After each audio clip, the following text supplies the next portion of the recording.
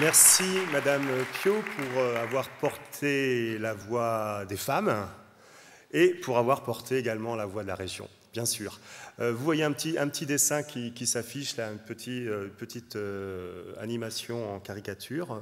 Ne soyez pas surpris, vous en verrez tout au long de cette journée. C'était le petit clin d'œil que nous avons souhaité pour rendre un peu plus ludique cette journée. À travers ces deux interventions, on a vu que le cadre était bien fixé. Les règles sont claires. Le SCOT est en ça assez révélateur.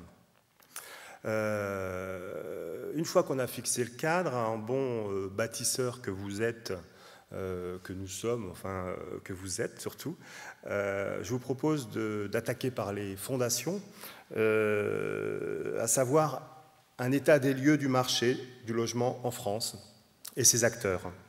Et pour cela, je vais demander à Michel Piron, député du Maine-et-Loire depuis 2002, conseiller général, président de la communauté du Coteau du Layon, et vous êtes aussi et surtout un grand connaisseur des problématiques de logement, puisqu'à l'Assemblée, vous êtes le rapporteur Ville-Logement de la Commission des affaires économiques, et vous êtes par ailleurs président du Conseil national de l'habitat.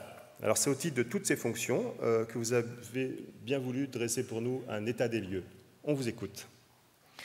Merci, Monsieur le Président, chers collègues élus, Mesdames, Messieurs. Oui, c'est peut-être plus comme président du CNH que comme président de la communauté de communes des Coteaux du Layon, si vous voulez que je vous dirai un petit mot, encore qu'il n'y ait aucune contradiction, vous l'avez bien compris, entre ces deux approches. Bon, on m'a demandé, au fond, de dresser, mais de manière introductive, donc peut-être sur la forme plutôt interrogative qu'affirmative, un état des lieux, si vous voulez, du marché du logement en France. J'en ai profité, au fond, pour m'interroger sur le titre qu'on me proposait, état des lieux, au pluriel. Le pluriel me semble bien choisi, du marché du logement. Et bien là, je me permettrai tout de suite de le traduire. Doit-on parler du marché du logement ou des marchés du logement? De toute évidence, et vous êtes des professionnels, donc vous le savez bien, la situation du logement, comme on le dit souvent, mérite d'être approchée de manière beaucoup plus fine, et en réalité, il n'y a pas un, mais des marchés du logement, et des marchés extraordinairement hétérogènes, ce qui rend toute analyse d'emblée particulièrement, enfin toute synthèse plutôt, particulièrement difficile. Autant l'exercice se prête à l'analyse, autant la synthèse est difficile. Pourquoi ? Parce qu'au fond, derrière un mot qui a été galvaudé, utilisé, archi-utilisé, qui continue de l'être, comme le mot crise du logement, la crise du logement, derrière ce mot, en réalité, eh bien, on a des situations qui sont extraordinairement hétérogènes, et même non seulement hétérogènes, mais parfois totalement opposées. Ce qu'on appelle la crise du logement, c'est le manque de logement en Île-de-France. Là, tout le monde le sait. C'est là-dessus qu'on met l'accent essentiellement. C'est le manque de logement dans le Genevois français, dans une partie du Lyonnais, dans une partie de la région PACA, pas la totalité. Toulouse, quelques métropoles. Ce sont des zones dites tendues, zone A ou A+. Mais ce qu'on appelle la crise du logement, et là on n'en parle pas, c'est aussi non pas le manque de logement, mais le trop de logement et la vacance considérable dans des régions, au contraire, où la population a effectué des migrations, si vous voulez, d'où la population a immigré très souvent. Limousin, Champagne-Ardenne. On sait trop peu, par exemple, que les prix des loyers depuis un an ont baissé dans 7 régions de France. 7 régions de France, c'est-à-dire près d'un tiers.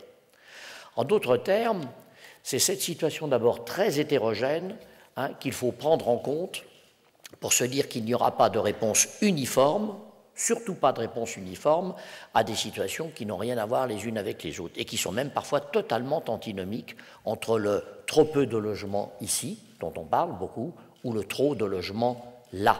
Et on en parle moins, à tort, dans bien des cas.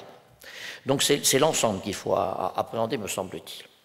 Une fois posé, si vous voulez, ce tableau, très, je répète, très hétérogène, eh bien, la question, évidemment, que vous allez vous-même, que vous vous contraignez à aborder, c'est donc où construire, que construire, pour qui construire et avec qui construire. Alors, si on est par exemple ici en Pays de Loire, je sais aussi que la situation par exemple nantaise ou de Nantes-Saint-Nazaire n'a pas grand-chose à voir aujourd'hui avec la situation par exemple d'Angers, voire de Saumur, dans un département que je connais un peu mieux. Et l'on sait bien que même à l'intérieur de la Loire-Atlantique ou de la Vendée, les tensions qu'on a en zone côtière ne sont pas du tout les mêmes que l'état du marché, si vous voulez, quand on est du côté de Fontenay-de-Comte, par exemple. Et donc, c'est tout ça qu'il faut prendre en compte. Alors, une fois dit cela, eh bien, au niveau national, comment apporter des réponses à ces questions? Il y a eu incontestablement, ces dernières années, depuis maintenant quand même 7 ou 8 ans, il y a eu incontestablement un certain cheminement de fait dans les esprits, et notamment dans l'administration centrale, qui n'est pas toujours la plus réactive, eh bien, pour prendre en compte cette diversité des territoires. C'est ainsi, par exemple, qu'on a procédé à des aides zonées. Les zones ne datent pas de Mathusalem, hein, elles sont assez récentes. On a commencé par les zones ABC, puis on a fait du A+, on a fait du B1, B2, et vous voyez bien comment on a essayé, là, au fond, au niveau national, de se dire, bon, il faudrait peut-être quand même que les outils soient un peu mieux adaptés, s'agissant notamment des aides à l'accession, à la tension des marchés. Mais tout de suite, on le voit bien, dès qu'on commence à vouloir réglementer ça au niveau national, eh bien, on n'arrive pas à embrasser, si vous voulez, le détail et la totalité, si vous voulez, des situations très diverses. À telle enseigne que, on l'a vu dans les réformes tout à fait récentes, notamment du cellier, moi j'ai vu des administrateurs, enfin des hauts fonctionnaires, nous dire, bon, bah, écoutez, on n'a plus les moyens, etc., il faut y aller maintenant, on consacre uniquement les aides aux zones tendues, on ne parle plus des zones C, et donc on va mettre toutes les aides uniquement sur les zones A. C'était le projet initial. Alors vous connaissez aussi le contexte financier dans lequel on opère, un contexte extraordinairement contraint, extraordinairement difficile, dans lequel donc la recherche de moyens a fait qu'on est quand même passé sur les aides concernant les aides à l'accession, on passe quand même en gros de 2,6 milliards, si vous voulez, à 800 millions. Une division par 3, si vous voulez, un peu plus de 3 des crédits affectés. Et là, on dit, on y va sur la zone A. Je me suis impliqué avec quelques-uns pour dire, mais attention, faisons très attention. Sur un sujet comme celui-là et comme celui de l'accession, notamment qui vous est cher, mettre la totalité des aides en zone A sans en mettre du tout en zone C, c'est considérer qu'il n'y a plus de besoin de logement, si vous voulez, en Pays de Loire, pourquoi pas, on va dire en gros, Nantes excepté, il n'y en a plus dans la plupart des régions françaises et qu'on va mettre le paquet sur Paris. Or, à quoi aboutirait-on? On a oublié un détail dans ce domaine, c'est quand on met des aides, on les met à la totalité du prix final. Or, quand on sait par exemple qu'à Paris, en première couronne, dans le prix final d'un logement, le foncier représente 50%. Alors que quand on est en Vendée, dans bien des cas, ou en Maine-et-Loire, le prix du foncier va tourner entre 10 et 15%. Ça veut dire quelque part que les aides qu'on allait mettre, si on les réservait à la zone A, si vous voulez, on les mettait, je dis bien à 50%, ils étaient captés, si vous voulez, par le foncier, et qu'en termes d'impact sur l'emploi, si vous voulez, on divisait presque par 2, en tout cas au moins par 1,5, l'efficacité des aides, si vous voulez, selon qu'on les mettait à Paris ou qu'on les met, par exemple, en Pays de Loire.